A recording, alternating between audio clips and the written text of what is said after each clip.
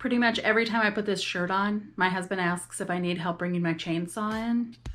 And when I look at him kind of confused, like, what are you talking about? Usually the response is, tough day at the mill. Yeah, let's talk more about that coming up next.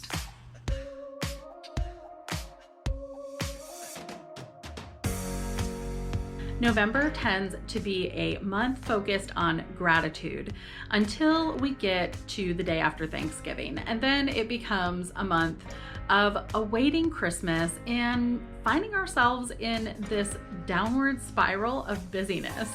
So how do we find balance? For us, that is exactly what minimalism is all about. Hello friends, I'm Mary Beth from the atwhatcostblog.com, where we are learning to apply God's truths to our everyday lives. If this is the first time we've met, I am married to Brian and we have 3 amazing boys that we adopted from foster care about 4 years ago. Actually, it'll be 4 years this month. So in our home, the best way that we have found to find balance in just about everything is by embracing a lifestyle that is more simplistic. As I mentioned earlier, we sometimes can find ourselves in that slow descent toward busyness and get caught up in the commercialized version of Christmas where we just run from task to task to task, and it's just all of the hustle and bustle, which sometimes can be fun, but other times leads us into this path of being reminded that Jesus is the reason for the season. And sometimes that comes in a gentle, encouraging reminder, and other times I think it's like shot at us out of a t-shirt cannon in the attempt to shame us back into realizing why we celebrate Christmas in the first place. So let's talk a little bit more about that, and then I'll show you how I decorate at least part of our home. I just cannot bring myself to put all the Christmas decorations up at this point, but I definitely will have a video showing all of our decorations coming up. Now, it's not untrue that for the believer, Jesus truly is the reason that we celebrate Christmas.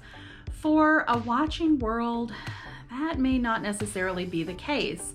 So you may see 2 different versions of Christmas happening in the stores, typically sometime around 4th of July now. I think that's when we start actually like bringing out some of those Christmas decorations, which, don't get me wrong, I am certainly not a bah humbug Scrooge about Christmas time.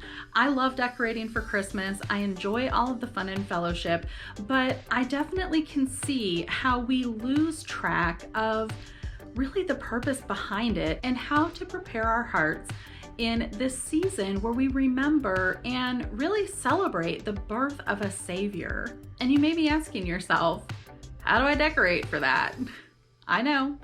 You know, maybe we add an angel or a manger. We have small reminders here and there throughout our decorations that help us to point back to Christ in celebrating Christmas.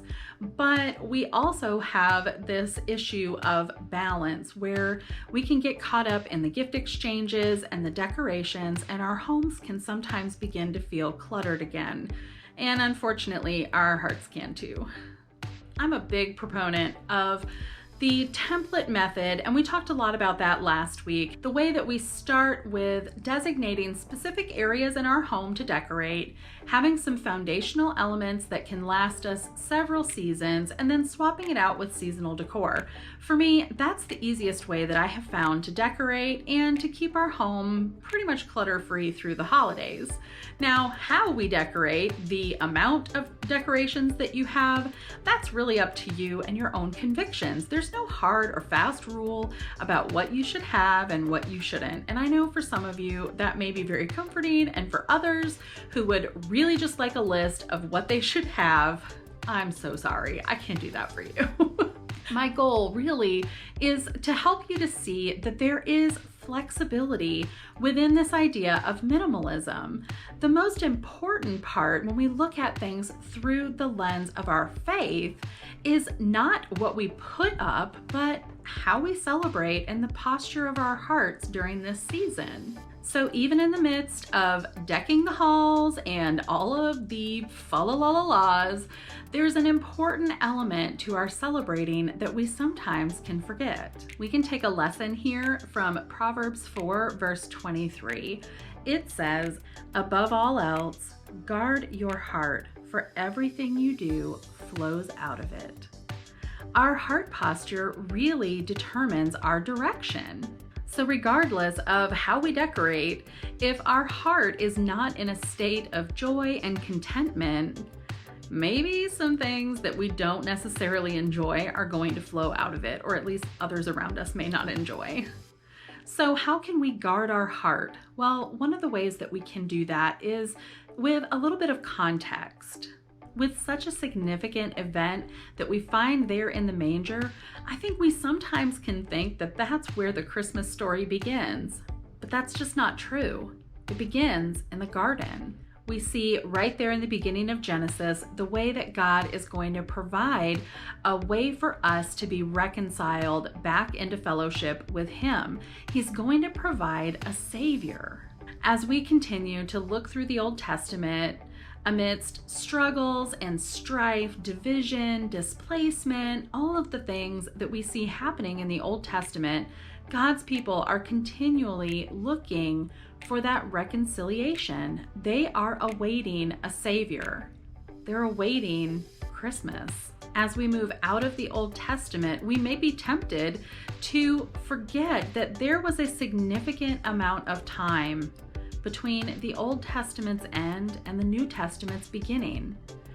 400 years, in fact, generations upon generations wondering when God would speak again and when their Savior would arrive.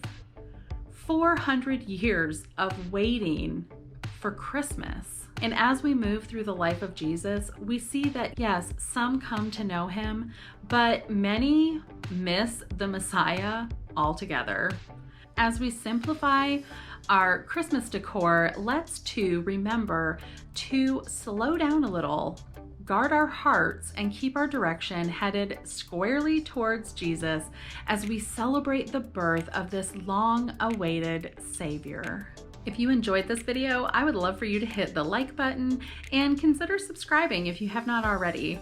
You can find me here every Friday with another video exploring how we can apply God's truth to our everyday lives through family minimalism, and again on Sunday for study tips to help us deepen and sharpen our study of God's Word. If you'd like to see more videos about how I decorate for the holidays, you can click the link right here. Thanks for watching, and I'll see you in the next one.